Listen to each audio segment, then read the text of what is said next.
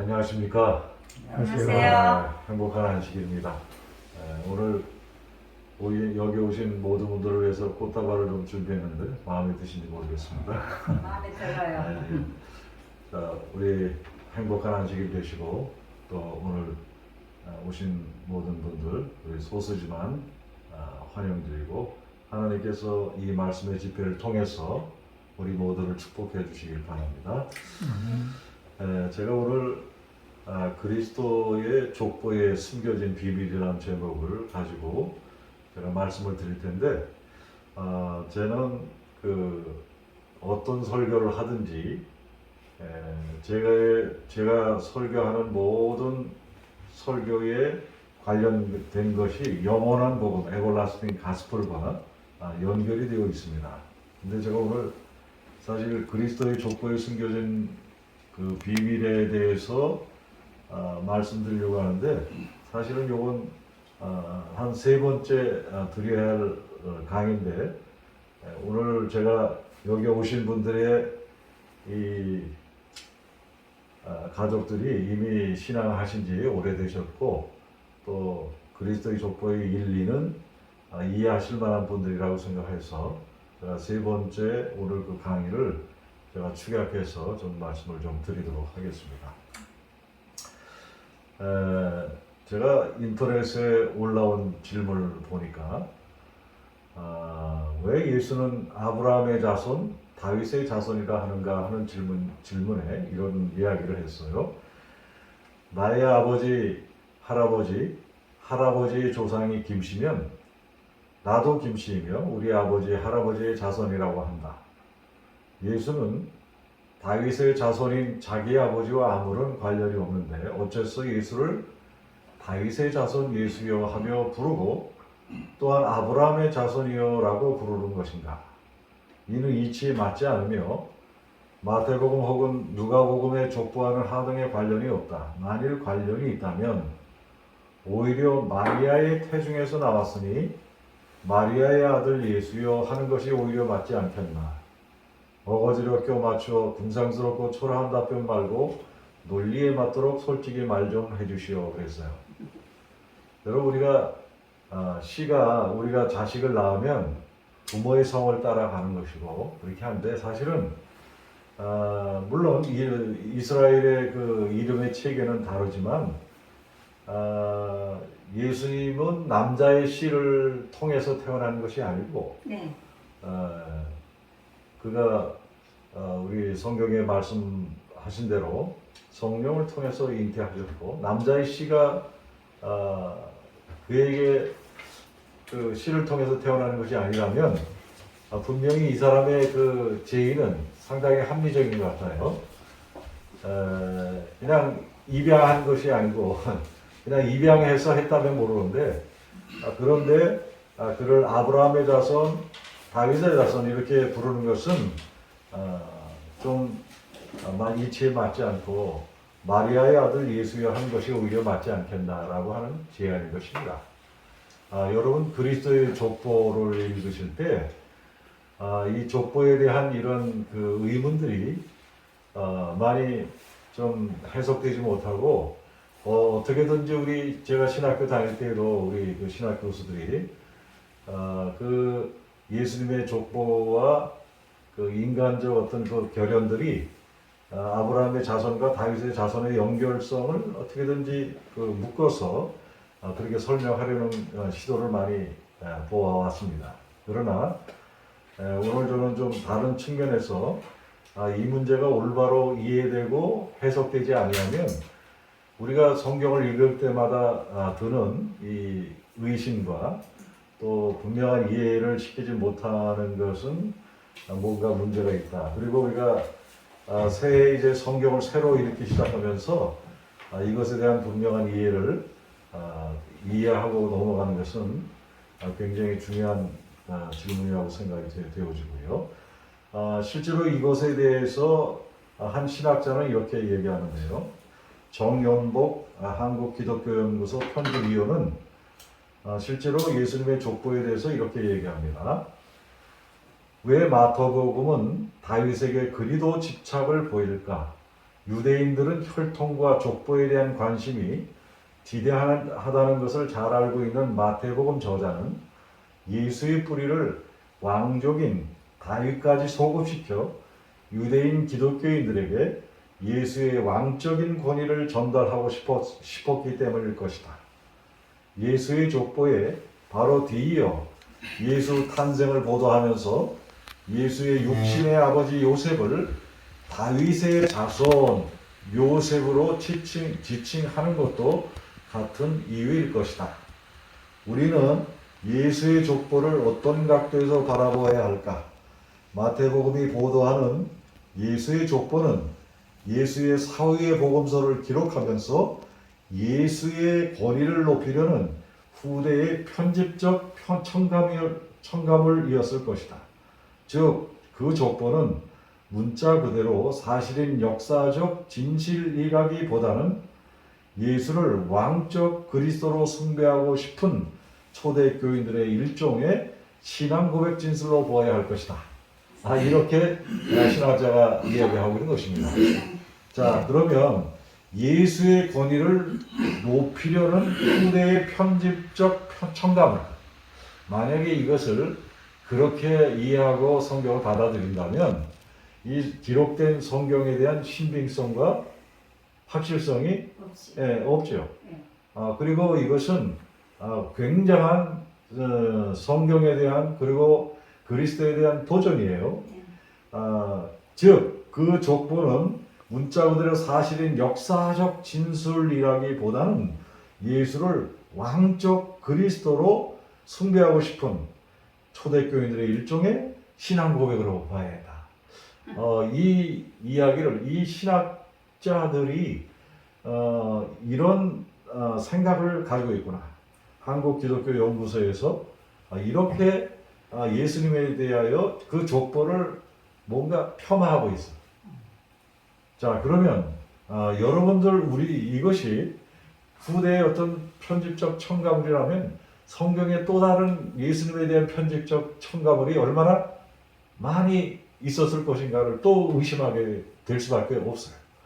그래서 이 기독교의 족보의 문제를 올바로 해결하지 않으면 저는 이제 이 성경을 읽으면서 항상 이 족보에 그런 마음의 의문을 가지고 있으면서 이것이 어떻게 우리 성도들에게 제대로 교육되고 가르쳐져야 하는가에 대한 문제에 대해서 깊이 좀 연구하다가 이것에 대한 올바른 해답을 찾고 저는 이것이 너무나 합당한 하나님의 말씀이고 그리고 바르게 기록된 족보이고 이것은 결코 후대의 편집적 첨가물이 아니라 매우 의도적이고 목적이 있는 하나님의 진술이었음을 깨닫게 된 것입니다. 자, 그렇다면 오늘 그리스도 세계의 족보에 대하여 어떻게 이야기하고 있는지 보시면 마태복음 1장 1절에 아브라함과 다윗의 자손 예수 그리스도의 세계라 처음 시작하기를 이렇게 시작을 합니다. 자, 이 1절만 놓고 본다면 예수님의 권위가 어떤 왕적인 권위, 모두가 존경하는 아브라함의 후손, 그리고 또 이스라엘 백성들이 가장 존경하고 좋아하는 다윗의 왕, 다윗이라는 왕, 그 다윗의 자손 예수 그리스도의 세계라 여기까지만 만약에 기록이 되었다면 굉장히 그분에 대하여 높이 생각할 수 있는데 한번 여러분이 곰곰이 생각해 보시면 여러분 족보를 그렇게 그분을 숭배하고 그분을 높이려고 한다고 했으면 그 다음 구절들이 문제인데 유다는 다말에게서 그래서 다말에게서 베레스와 세라를 낳고 그 다음은 또 하나 나오는데 살몬은 라합에게서 보아스를 낳고 보아스는 루색에서 오벳을 낳고 그 다음에 여기 또 하나 여인이 나오는데 다윗은 우리아의 아내 바사베에서 솔로몬을 낳고 했어요.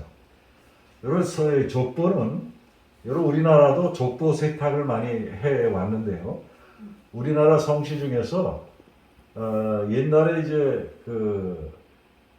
이 조선 시대 일본에 우리가 또 침탈을 당하고 또 이 세대가 변혁하면서 이제 자신의 신분이 천한 상놈의 출신이라고 하는 사람들이 돈도 많이 벌고 하면서 신분 세탁을 하기 위해서 양반의 족보로 갈아타기 위해서 족보를 위조한 그런 사건들이 꽤 많이 있어서 실제로 한국의 많은 족보들이 이렇게 세탁된 족보들이 많이 있다라고 우리 알고 있습니다만은, 자 그러면 여러분 그리스도의 그 왕의 어떤 당위성을 주장하기 위한 그런 족보라면, 여러분 여기에 나타난 네 여인의 출신 배경을 여러분이 생각하면 이런 여자들은 적어도 그리스도의 족보에서 어떻게 해버렸어요?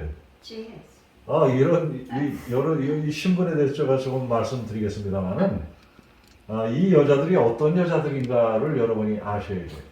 여기에는 굉장한 복음의 비밀이 들어있음에도 불구하고 이것을 이해하지 못하면 이 성경이 도대체 이해되지 않는, 그리고 이거 막가자는 거 아닌가 라고 하는 생각이 좀 드는 것입니다. 자, 한번 보시면요. 그리스도의 족보의 권위를 높이려고 했다면 이 네 명의 이방 여인들은 무엇인가 라고 하는 것인데, 하나는 우리 다말이라는 여인인데, 우선 이 다말이라는 여인이 유다의 맏아들 엘이 맏아들인 가나안 출신의 여자예요. 가나안 여자예요.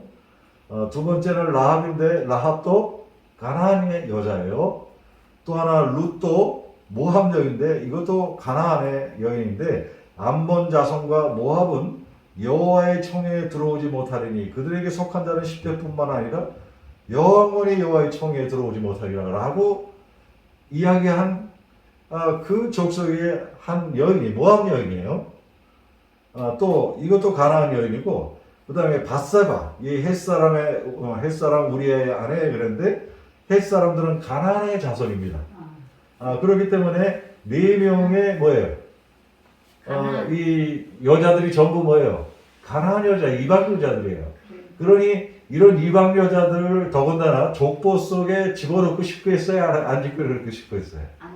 더구나 이스라엘이 굉장히 보수적인 사람들인데 이런 여자들을 족보 속에 빼고 싶었을 거란 말이에요. 세탁을 하려면, 왕적인 세탁을 하려면 보다 더 좋은 여자들의 이름을 뭐 해야겠어요?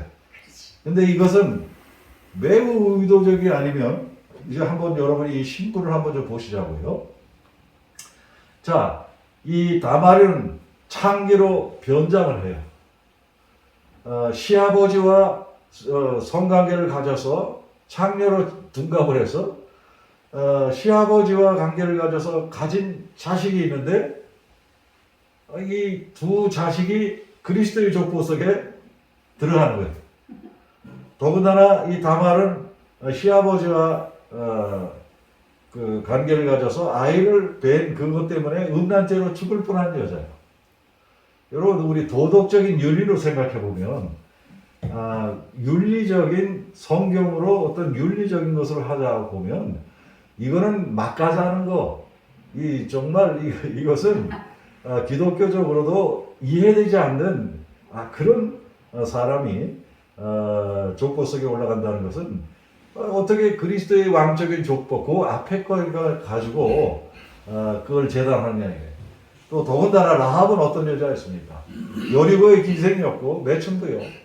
또 오는 사람들에게 몸을 팔고 술을 팔고 하던 그런 음란한 삶을 살았던 여자 중에 한 사람이었어요. 자, 우리가 룻은 우상을 섬기는 음란한 종교를 가졌던 그런, 그리고 또 아버지와 그 딸의 관계를 통해서 태어난 그 암몬과 모압 자손의 그 후손이란 말이에요. 이런 그 도덕적인 윤리를 생각해 보면 그리스도의 족보에 이런 여자들이 들어가서는 돼야 안 돼요. 우리 인간적인 생각으로. 안 되지. 예, 그렇게 지적하는 사람들에게 이건 말이 안 되는 이야기다. 이게. 자, 밧세바는 누굽니까? 다윗 왕과 부적절한 관계를 통해서 간음을 행한 음란한 여자였어요. 그래서 다윗 왕과 처음에 아이를 가졌을 때 그 아이가 간음을 통해서 태어났기 때문에 죽었단 말이에요. 그런데 이 밧세바가 또 다른 아이 솔로몬을 낳았고, 그 솔로몬이 또 뭐가 됩니까? 왕이 돼요. 자, 여러분, 이 이야기를 볼 때 성경의 이 이야기는 우리 인간적인 생각으로는 제가 이제 요 문제를 한 7시간을 써야 되는데 족보에 담겨진 숨겨진 비밀, 제가 오늘 기생 라합에 대한 이야기만 제가 이렇게 던져드리면 왜 그 다른 그 여인 4사람이 족보에 올라갔는지 그 이유를 이해하시게 될 것인데, 자, 기생 라합이 어떻게 구원을 얻을 수 있었는가에 대하여 이해가 되시면 이것이 다른 족보의 이야기를 조금 해결할 수 있는 열쇠를 하나 좀 던져드리도록 하겠습니다. 그는 음란한 여인이었고 가난한 여인이었는데, 자, 성경의 비밀을 풀어줄 중요한 열쇠 2가지가 있어요. 언제나 성경을 읽으실 때 우리 요한복음 5장 39절에 보면 너희가 성경에서 영생을 얻는 줄 생각하고 그랬어요. 우리 성경을 풀이하는 첫 번째 키는 영생이에요. 어떤 성경을 여러분이 접하시든지 이 성경을 이해하려고 하신다면 이 성경이 의도적으로 무엇을 위해서 기록됐는지를 여러분이 인식하고 읽어야 돼요. 그렇지 않으면 이게 무슨 얘기인지 도대체 이해할 수 없어요.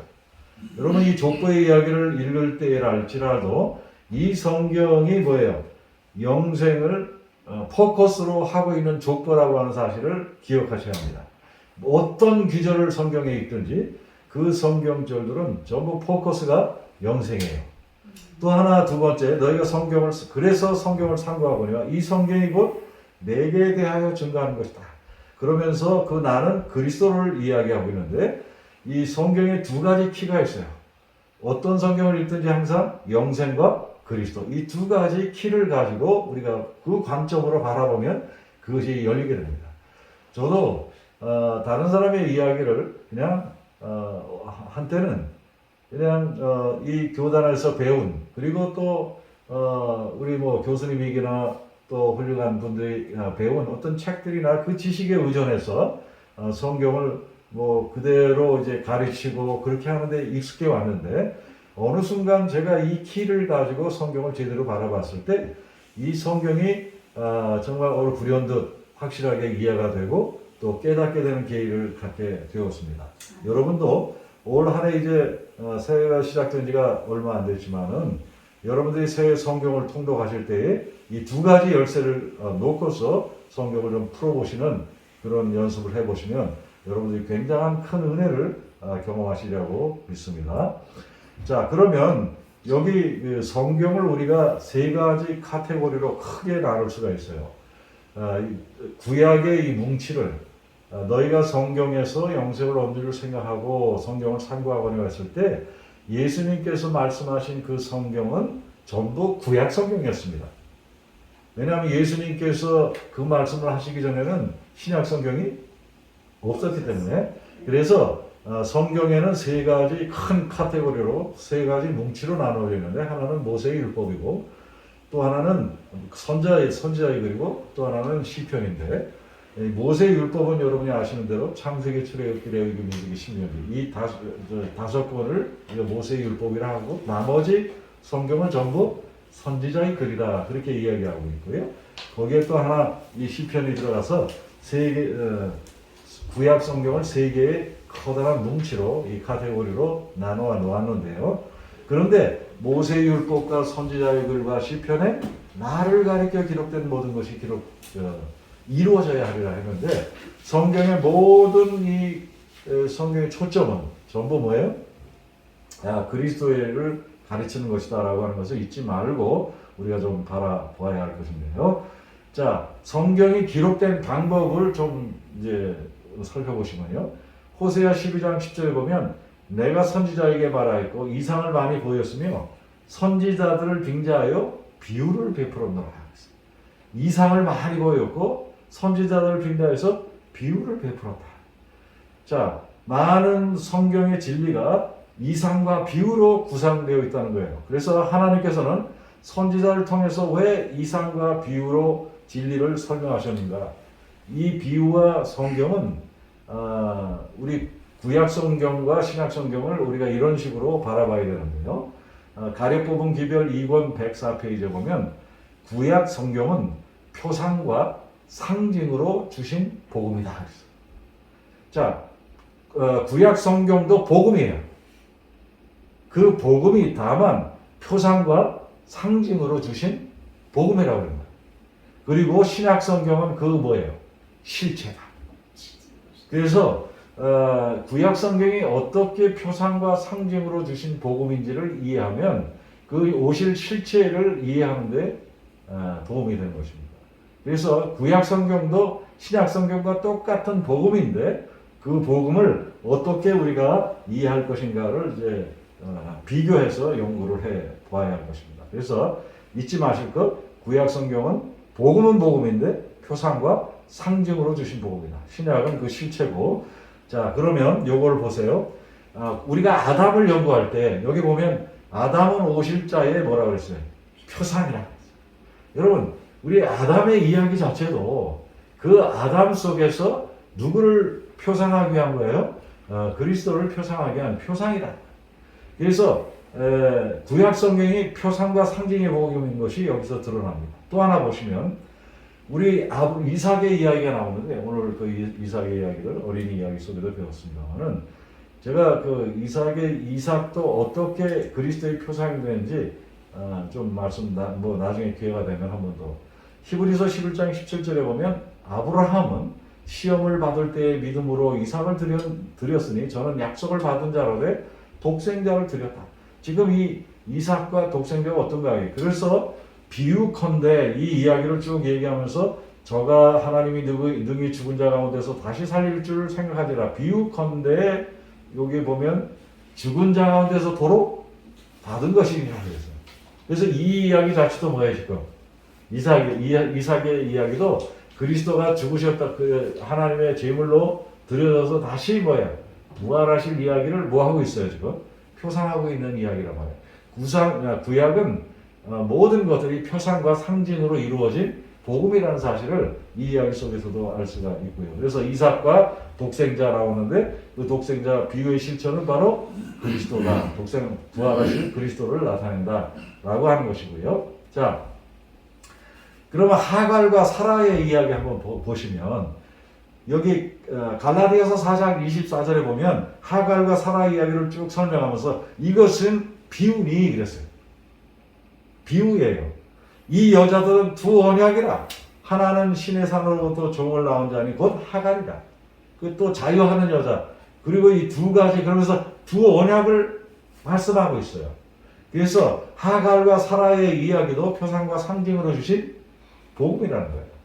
자, 복음인데 이것이 어떤 복음인지 이제 지금은 이것을 제가 그래서 초점으로 맞출 수 없지만 이것도 나중에 좀 시간이 된다면 좀 나눌 수 있었습니다. 자, 성경이 표상과 상징의 복음이라는 것, 우리가 그래서 저희 대학 다닐 때는 그 표상학이라는 그것을 조금 배운 적이 있었는데 예표학, 표상학 그런데 이 학자들은 뭔가 자기 단어를 하나씩 이렇게 좀 만들어내는데 저도 패러볼로지라고 하는 것은 사실은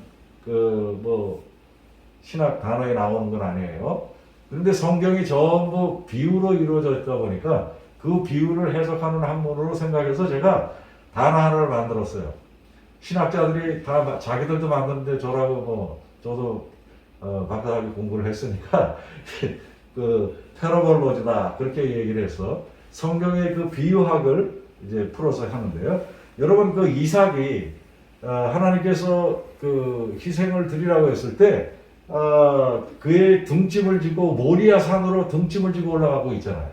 이것이 그리스도께서 그 골고다 십자가에서 돌아가실 그것을 지금 이것은 하나의 표상이고 이것이 그리스도의 원형으로 십자가상에서 이루어진 그 모습을 표상하고 있고 세상 죄를 지고 가는 하나님의 어린 양이다. 이 표상이 그리스도께서 십자가에서 돌아가신 그것을 표상하고 있고요. 원형 대신 그리고 유월절 어린 양이 희생되어서 인방과 설주에 발라진 이 피가 그리스도께서 십자가에 달려 죽으실 것을 표상하고 있고 또 그것이 원형으로 이루어진 이런 비유, 이런 표상들이 어떻게 이루어졌는데 성경은 그래서 표상과 상징으로 주신 복음이라는 사실을 우리가 알 수가 있는 것입니다. 자, 여기 하나 좀 보십시다. 오늘 하나님을 믿는 것, 의지하는 것이 뭔지. 우리 예수님께서 요한복음 3장 14절에 모세가 광야에서 뱀을 든 것 같이 인자도 들려야 하리니라고 이렇게 말씀하셨는데, 우리 왜 뱀을 든 것 같은 이야기를 예수님께서 이 이야기를 하시는가 하면, 이스라엘 백성들이 하나님께 원망하고 불평할 때 하나님께서 불뱀들을 보내서 이스라엘 백성들을 물게 하셔서 여러 사람의 희생자가 나왔습니다. 그때 하나님께서 이스라엘 백성들이 모세를 찾아와서 회개하고 잘못 용서를 구하고 하나님께 살 길을 요청했을 때 하나님께서 그에게 명하시기를 노뱀을 만들어 장대 위에 달라 하셔서 모세가 노뱀을 만들어 장대 위에 다니 뱀에게 물린 자마다 노뱀을 쳐다본 적 살더라 그랬어요. 자, 그러면 여기서 뱀에게 물린 자마다 노뱀을 쳐다본 적 그랬어요. 그런데 쳐다보는 게 뭐냐면 이는 저를 믿는 자마다, 여기 보면 살더라 그러는데 이것은 뭐예요? 영생을 얻게 하려 하심이라 그러는데, 구약의 표상에 보면 왜 십자가에 뱀을 달았을까요? 네? 어린 양도 있고 비둘기도 있고, 그러면 비둘기를 거기다 달지 않고 왜 그게 거기다 달았을까요? 이것은 사망의 권세를 잡은 누가 죽어야 돼? 죄의 원흉인 사단이 죽어야 할, 사단의 실패를. 그래서 이 뱀은 사단의 표상이고, 그래서 여러분 그리스도를 쳐다보고 그분을 믿는 자마다 영생을 얻게 하시려고 하는 표상적 뭐예요? 비유라고 하는 거예요. 이 구약의 모든 이 성경이 이렇게 우리에게 표상과 원형이 만나는 이 이야기를 복음을 우리에게 가르쳐주고 있다는 사실을 항상 기억하시기 바랍니다. 자, 그래서 마음의 안대를 벗고 우리가 구약을 읽을 때 그 수건이 벗어지지 않아요. 여러분 구약을 읽을 때 얼마나 어려운 부분들이 많아요. 그런데 그 수건이 그리스도 안에서 뭐예요? 없어진다 이거예요.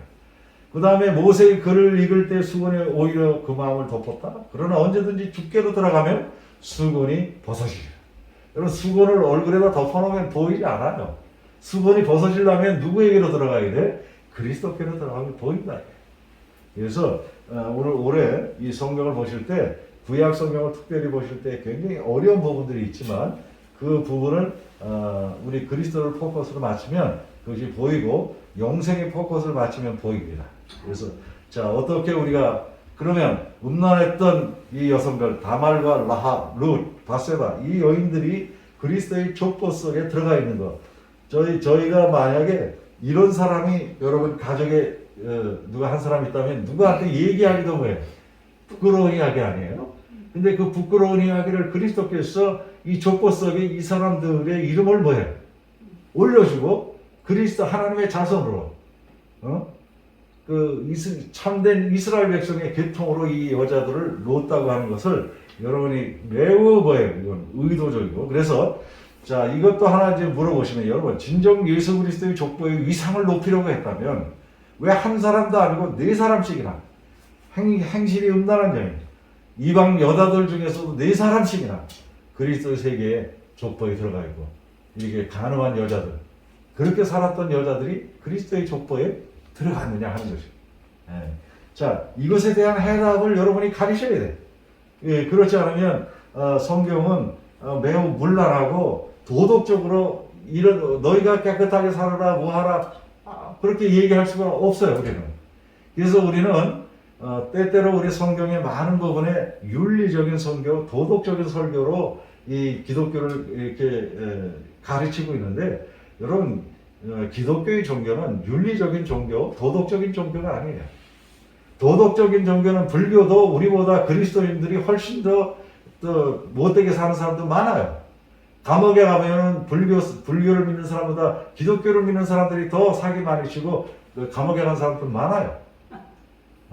우리가 이 성경을 기독교적인 도덕적인 교훈으로만 가르치자고 하자면 그거보다 우리보다 더 깨끗하고 양심적으로 살아가는 우리 불교인이나 무슬림인이나 또 또 다른 선한 사람들도 있는 것입니다.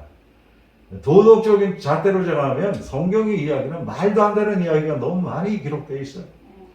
자, 그러면 왜 이 성경에 이런 성경의 이야기, 그래서 여러분 이것을 제대로 이해하지 못하면 성경에는 매우 위험한 이야기들이 굉장히 많이 있고, 자, 이것은 매우 인텐셔널한, 그리고 퍼포즈풀한 그 목적이 있고 의도적으로 하나님께서 이걸 이렇게 기록하셨다라고 하는 것을 우리가 염두에 두고 이 성경을 어떻게 바라봐야 할 것이냐를 우리가 표상적으로 이해를 해야 되는 것입니다. 자, 매춘부, 기생하면 우리가 떠오르는 이미지는 매춘부, 음란한 여자, 타락, 매우 악한, 광란해, 비참한 것들, 비주류의 시민, 하층, 영혼이 없는 사람들, 뭐 이렇게 이런 이미지로 떠올릴 수 있는데, 그런 기생이 구원을 받았다라고 하는 것인데, 여러분 마가복음 4장 11절에 예수님께서 그런 비유를 많이 말씀하면서 이렇게 말씀하십니다.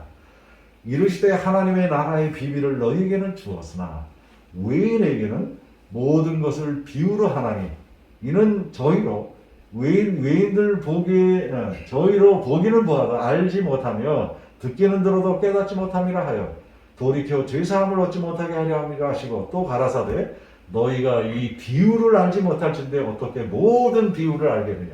이 구약의 수많은 비유들을 주었는데 이 비유를 알지 못하면서 어떻게, 그래서 여러분이 비유에 담긴 하나님의 비밀, 여러분이 외인이 될 수도 있고 이 그리스도의 비밀을 깨달은 그 참된 하나님의 백성이 될 수도 있어요. 그래서 오늘 이 비유가 우리에게 뜻하는 이 비밀이 무엇인지를 한번 좀 살펴보십시다. 자, 비유의 관점으로 본 네 여인을 우리가 이렇게 전하였어요. 시편 73편 27절에 보면 무릇 주를 멀리 하는 자는 뭐해요? 망하리니 그랬어요. 계속 다음 절 구절을 제가 좀 이렇게 평행 구절로 이렇게 좀 여러분들이 이해하기 쉽게, 자, 주를 멀리 하는 자는 뭐하라고 그랬어요? 망하리니 그랬어요. 그 다음에 망한다 그랬는데, 그 다음에 음녀같이, 같은 성경절에 있어요. 음녀같이. 그 다음에 주를 떠난 자를 주께서 다 멸하셨나이다 그랬어요. 자, 여기 하나는 망하리니 했고 하나는 멸하셨다고 그랬잖아요. 근데 어떤 사람이 망하는 거예요? 주를 멀리 하는 자. 그 다음에 주를 떠난 자인데, 주를 떠난 자는 어떤 거예요? 음녀같이 주를 떠난 자. 그러니까 주를 떠난 자, 하나님을 멀리 하는 자, 이런 자들을 성경에서는 음녀라고 얘기했어요. 왜냐하면 내가 너의 남편이다 그렇게 말씀하시는데, 이 남편이 사실 이 세상의 축복은 하나님께서 다 주시는 거예요. 먹을 것, 입을 것, 이것을 하나님께서 공급해 주시는 건데, 그 실제로 주신 그분을 섬기지 않고 딴 데로 가면 뭐예요? 그게 음녀가 되는 거죠. 그래서 주를 떠난 자들이 전부 뭐예요? 실제로는 하나님께서 주시는 축복이 아니라 사단. 예, 사실 남편이 막 벌어서 다 먹이는데 이 여자가 딴 남자를 좋아한다. 그리고 돈은 다 누구한테 갖다 줘? 딴 남자한테 갖다 준다. 그러면 그게 바로 뭐예요? 음녀란 말이에요. 그런데 우리가 지금 하나님께서 주시는 축복을 받았으면서 그것을 딴 신에게 갖다 준다. 이것이 바로 성경에서 말하는 음녀의 관점이에요. 자, 그래서 주를 떠난 자, 이게 지금 화살표로 하는 음녀같이, 성경은 그 사람들을 음녀라고 하는 것입니다. 자, 음녀의 표상, 우리가 그 신약에도 이제 그 바벨론, 하나님을 떠난 자들, 그 바벨론이 결국 하나님을 떠난 사람들이에요. 그래서 무릇 주를 멀리하는 자나 주를 떠난 자들은 그 표상적으로 음녀인데, 자, 여기에 보면 호세아 1장 2절에도 말씀합니다만은 이 족보에 나타난 이 네 여인들은 이렇게 얘기합니다. 여호와께서 처음 호세아에게 말씀하실 때 여호와께서 호세아에게 이르되 너는 가서 음란한 여자를 맞이하여 음란한 자식들을 낳아라. 이 나라가 여호와를 떠나 크게 뭐예요? 음란함이라. 자, 여기 여호와를 떠난 게 뭐예요? 주를 멀리 떠난 자들을 음녀같이, 음녀라고 성경은 이야기하고 있어요. 하나님을 멀리하는 여자 사람들을 다 음녀예요. 여러분이 세상을 사랑해서 나가는 것도 뭐예요? 이게 다. 우리가 세상을 하나님보다 더 사랑하는 게 바로 음녀같이 우리가 따라가는 거예요. 하나님께서 우리에게 주시는 축복들을 멀리하지 않고. 자, 이런 것들이 음란한 여자는 여호와를 떠나서 하나님을 멀리하는 자들을 전부 음란한 여자로 성경은 표상하고 있어요. 자, 그러면 호세아 호세아 2장 4절에 내가 그의 자녀를 긍휼히 여기지 아니하리니 이는 그들이 음란한 자식들이라. 여러분, 나를 사랑하지 않고 딴 남자하고 사랑해서 낳은 자식들이 전부 뭐겠어요? 음란한 자식들이 되는 거죠. 하나님을 믿지 않는 자식들이 된다면 그 자식들이 다 뭐예요? 마귀 자식들, 음란한 자식들이 되지 않겠어요? 자,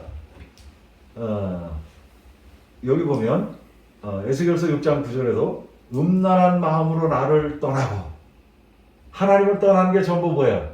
성경은 음란하다고 얘기하는 거예요. 음란한 눈으로 우상을 섬겨. 우상을 섬기는 게 전부 다 뭐예요? 이게 다 음란한 거예요. 그래서 여기 성경에 음란한 자식들은 하나님을 떠나고 우상을 섬기는 자식들을 전부 음란한 자식이라고 말씀하고 있는 거예요.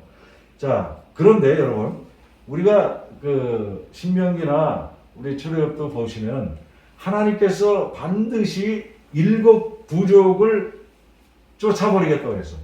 여기 보면 또 말하되 살아계신 하나님이 그랬어요. 그런데 너희가 여호수아 3장 10절에 너희 가운데 계시사 가나안 족속과 헷 족속과 히위 족속과 브리스 족속과 기르가스 족속과 아모리 족속과 여부스 족속을 너희 앞에서 이 7 부족을 반드시 쫓아내실 줄을 이것으로 너희가 알리라. 하나님께서 내가 살아계신 하나님이 너희 가운데 있는데 이것을 어떻게 하려고 하냐면 바로 이 7 부족을 반드시 내어 쫓는 것을 보고 살아계신 하나님이 있는 것을 믿으라고 하는 것인데, 이 7 부족이 다 어떤 사람들이에요?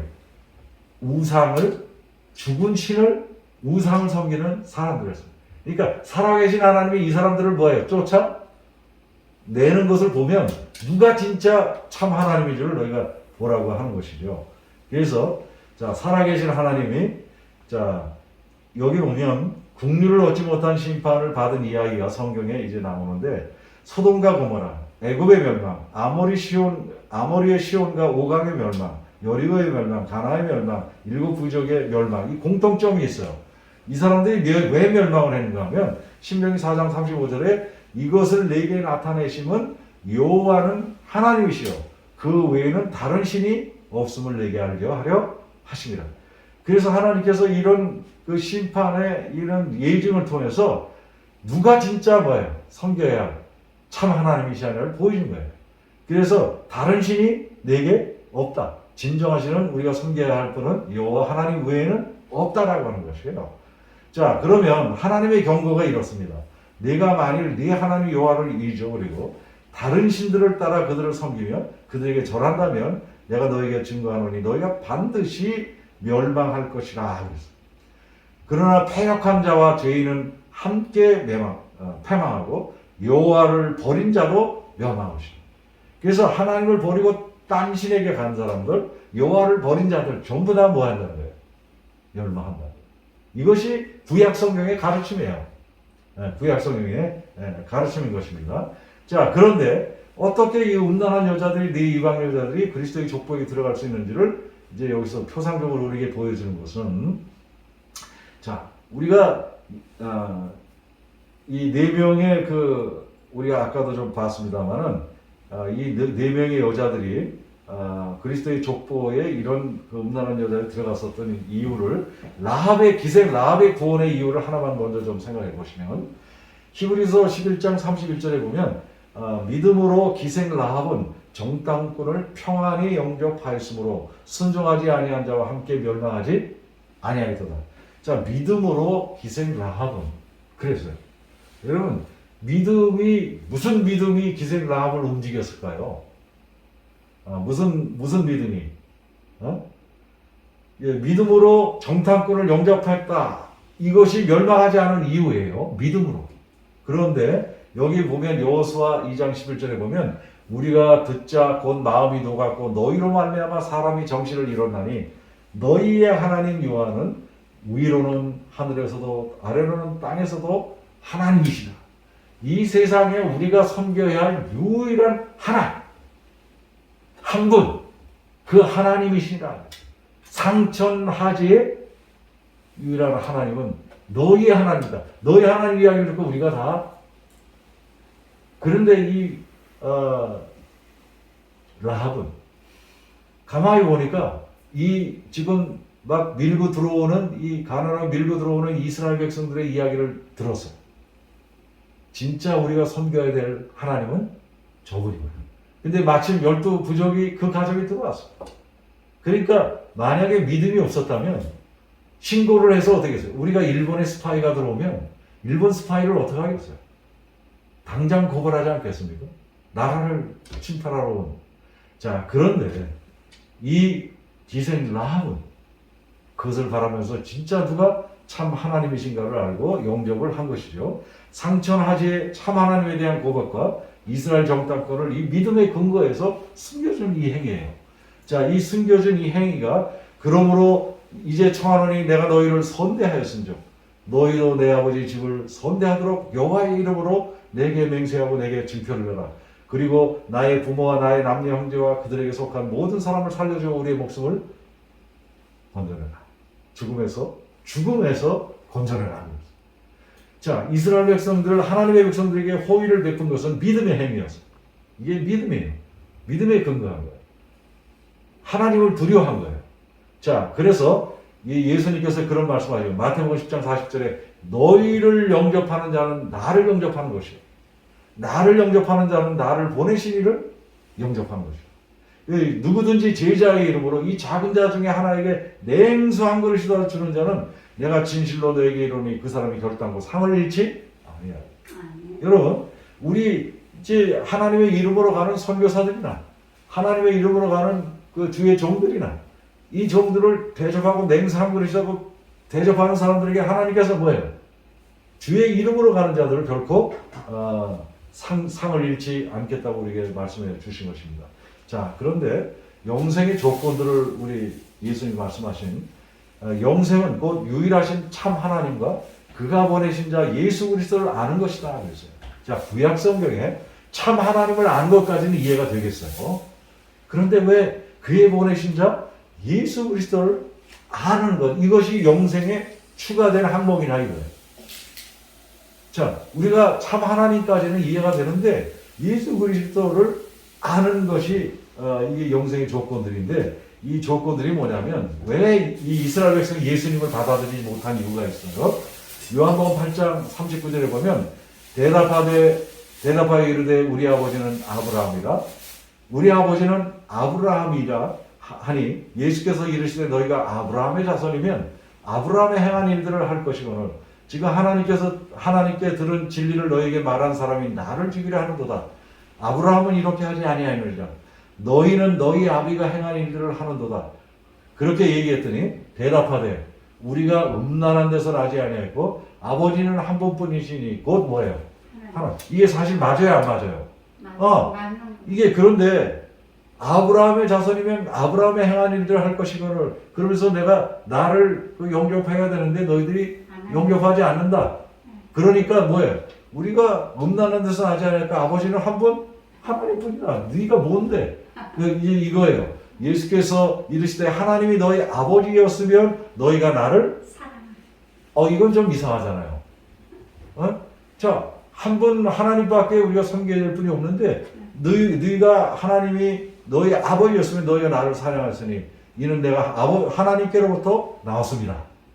자, 이 굉장히 중요한 이야기를 하고 있어요. 자, 그러면 우리가 예수 그리스도를 알아야 되는 또 한 가지 분명한 이유는 예수님께서 이런 말씀하시죠. 나와 아버지는 하나입니다. 자, 그러면 여기 I and the Father are one이라고 해서 하나. 자, 그러면 하나라는 뜻이 뭐예요? 네? 같다는 이 쓰임이야, 쓰임. 그러니까 이스라엘 백성들이 뭐라고 이게 어디서 그래서 돌로 친 거예요. 돌로 치려고 하는 거예요. 쓰임이라는 거예요. 저기 우리 가끔 군대 저 한 사람들이 하나님하고 내가 고참은 동창이라고 뭐 그렇게. 그러죠. 자, 그런 얘기를 하는데, 자, 그런데 여기 요한복음 8장 24절에 보면 이러므로 내가 너희에게 말하기를 너희가 너희 죄 가운데서 죽으리라 하였노라. 너희가 만일 내가 그인 줄 믿지 아니하면 너희 죄 가운데서 죽으리라 그랬는데 If you do not believe that I am the one. 내가 바로 아버지와 하나인데 같은 저건데 네가 아버지를 너 아버지를 믿었더라면 사랑하였더라면 나를 사랑했을 것이다 그렇게 했는데 이것이 하나라는 거예요. 그래서 너희가 믿지 않으면 내가 그 바로 하나라는 거 아버지와 내가 하나라고 하는 거 그거 믿지 않으면 너희 죄 가운데서 죽겠다고 얘기하십니다. 그리스도와 하나님이 뭐예요? 하나다라고 하는 것을 우리에게 보여요. 삼위일체 우리 가운데서 이것이 굉장히 중요한 문제인데 이 하나라고 하는 왕, 이 I am the one, 바로 내가 그 왕이다. 하나. 너희들이 요구하는 요 구약에서 그렇게 믿었던 그 하나, 그 하나가 바로 나. 자, 그러면 여기 요한 고린도서 8장 5절에 보면 비록 하늘에나 땅에나 신이라 불리우는 자가 있어 많은 신과 많은 주가 있습니다. 그래서 여러분 우리가 이 세상에 얼마나 많은 신과 많은 주가 있습니까? 굉장히 많은 주가 있어요. 그런데 요 고린도전서 8장 6절 그 다음 구절에 이렇게 많은 신 많은 주가 있지만 그랬어요. 그 다음에 8장 6절에 이것이 한 절인데 제가 평행 구절로 이렇게 그리스도와 하나님을 이렇게 비교하는 것을 이렇게 나눠놨어요. 8장 6절이에요. 굉장히 길어요. 그런데 보면서 그러나 우리에게는 한 하나님 그랬어요. 한 하나님이 있어요. 그렇죠. 그런데 한 주, 그래서 또한 한 주. 곧 아버지가 계시니, 그래서 예수 그리스도께서 계시니. 그 다음에 만물이 그에게서 났고 그랬는데 만물이 그로 말미암고 우리도 그를 위하여 있고 우리도 그로 말미암아 있느니라. 그러니까 이 나와 아버지는 하나라고 하는 걸 비교해 보면 어때요 지금? 같다는 이야기를 우리에게 보여주고 있어요. 자, 이것을 보면 자 구약 시대와 그 신약 시대의 믿음의 같은 고백을 보면 여호수아 2장 21절에 라합은 어떤 고백을 하냐면 너희 하나님 여호와는 위로는 하늘에서도 아래는 상천하지에 참 하나님이다. 참 하나님에 대한 뭐가 있었어요? 고백이 있었어요. 이 고백 때문에 라합이 어떻게 해요? 구원받은 거야.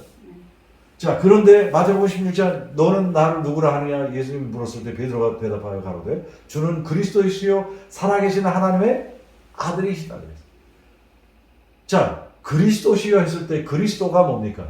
고린도후서 4장 4절에 보면 그리스도는 하나님의 형상이라고 그랬어요. 고린도후서 4장 4절에 그리스도는 뭐예요? 하나님의 형상이에요. 자, 아들은 누구의 형상을 닮았어? 아버지의 형상. 그러니까 여기 아들이라고 하는 이 이야기는 그 아버지의 형상을 그대로 가지고 있는 그 모습을 아들의 모습으로 했지 육체적인 그래서 그분은 물리적인 어떤 육체적인 그 탄생을 통해서 그런 탄생이 아닌 그분의 변혁 자체가 그 본질의 그 자체가 그 변화 그분은 육체의 그 인간으로 오셨지만 그분의 본질 자체가 하나님이었다. 그래서 그분이 인간의 씨를 가지고 태어난 게 아니라 뭐 육신을 가지고 태어난 게 아니고 성령을 통해서 잉태하셨다라고 하는 것을 통해서 그래서 이 두 믿음 구약에서는 뭐예요? 구약에서는 라합과 같은 이런 믿음을 참 하나님에 대한 믿음을 가져야 됐지만 신약 시대에는 누구예요?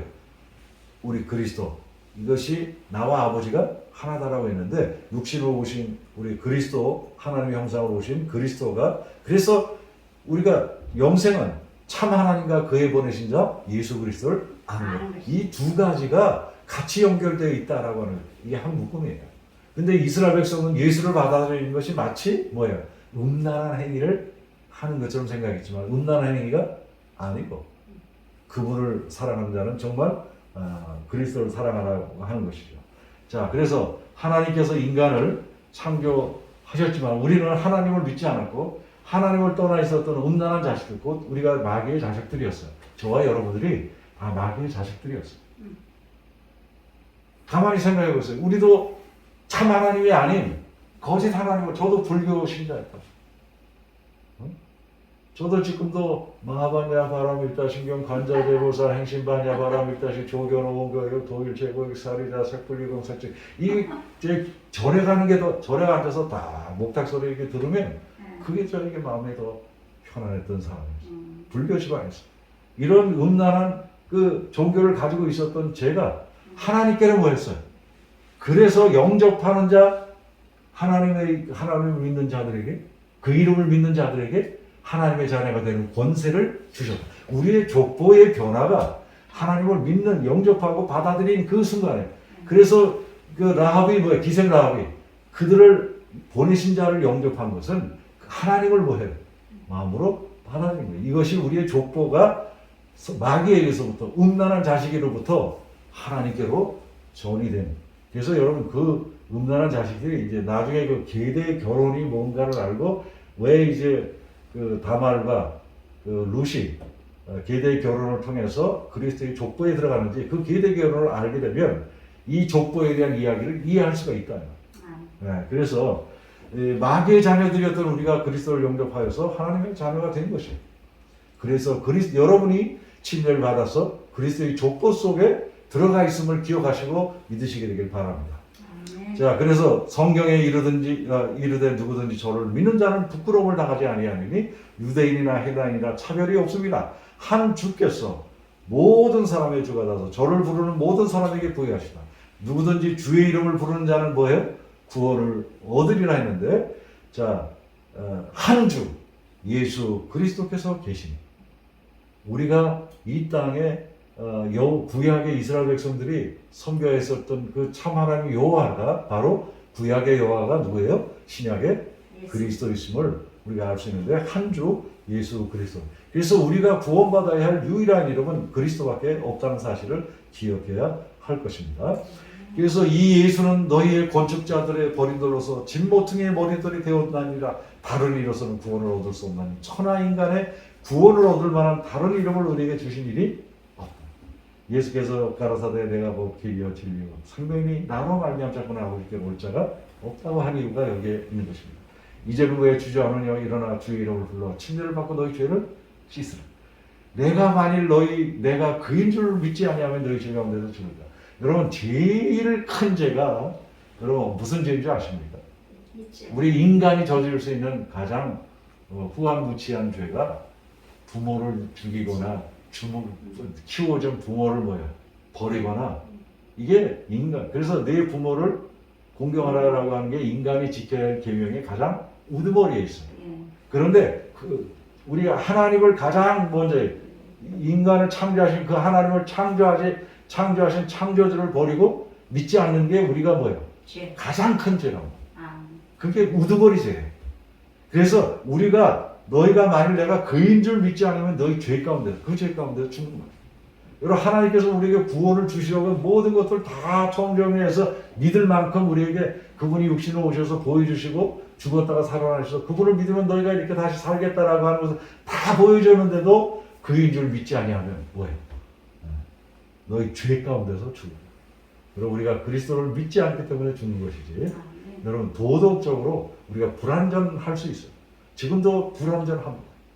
그러나 그게 기독교는 도덕적 종교가 아니라 우리의 참 하나님을 알고 그분을 받아들이고 그분을 만나는 종교예요.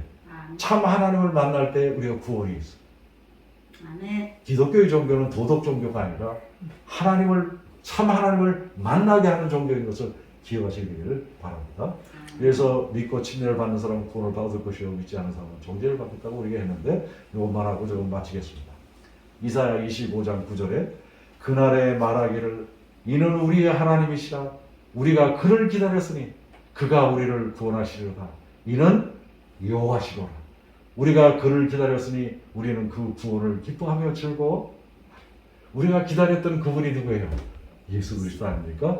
이러므로 내가 너에게 말하기를 너희 죄 가운데서 죽으려 하였노라. 너희가 만일 내가 그인 줄 기다린 바로 너희가 그인 줄 믿지 않으면 너희 죄 가운데서 죽겠다고 우리에게 말씀하십니다. 자, 그래서 하나님 한 주 아버지가 계시니 예수 그리스도께서 계시니 만물이 그에게서 났고 만물이 그로 말미암고 우리도 그를 위하여 있고 우리도 그로 말미암느니라.